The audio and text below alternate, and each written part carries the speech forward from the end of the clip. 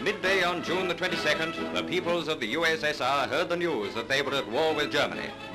Loudspeakers in the principal cities carried the voice of Monsieur Molotov, announcing that the Nazis were already flinging into battle about 100 divisions along a front extending nearly 2,000 miles.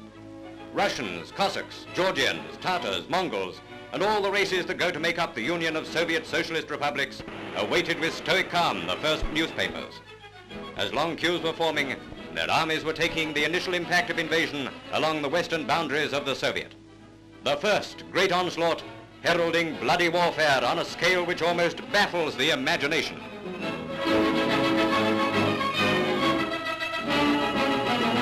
With admirable efficiency, the whole machinery of civilian defense was placed on a war footing. Security and health services came into operation in anticipation of attack from the air.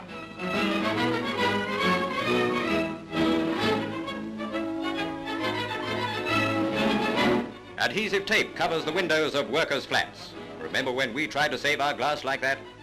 Outside doorways are placed buckets of sand and water. How familiar it all looks.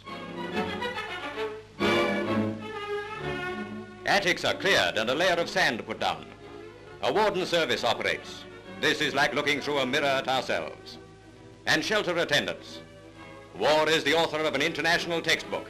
Only here the instructions are printed in a different language.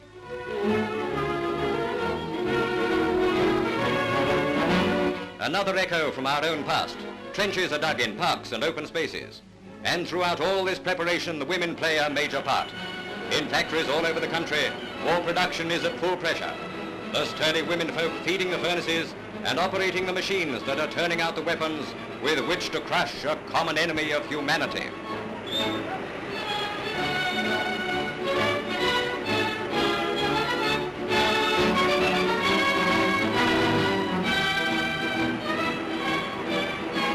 In the vast grain-producing areas of the Ukraine, the harvest is gathered so as to leave nothing for the invader. The policy of the scorched earth will blacken the agricultural districts to which Hitler sends his Huns to steal. The oil wells of the Caucasus and all the amazing wealth of the Soviets' natural resources is the prize for which Germany gambles with the lives of millions of her robot hordes. But the Soviet is ready. Her fleet answers the call to action as the enormous armed might of the republics goes to war. Hitler plans to crush the USSR before turning back to attempt the destruction of Britain. But the military colossus of the East is proving a formidable opponent. As the Soviet tank divisions head for the battlefields, all the world wonders. The Red Armies can withdraw deep into the heart of their country, leaving destruction and devastation behind them, drawing the Germans into a barren waste, there to be crushed to death. Forward to the frontier regions goes a never-ending stream of soldiers and their instruments of war. The ugly mask of friendship that Germany conveniently adopted has been torn aside, and the mass murder that he planned years ago is now taking place. The Red Air Force goes aloft to join battle with its Nazi opponent.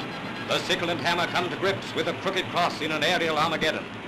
Russia and Great Britain are Hitler's chief enemies, against whom his implacable hatred is vowed. That is the common bond which unites the two nations in the titanic struggle for the destruction of Nazism.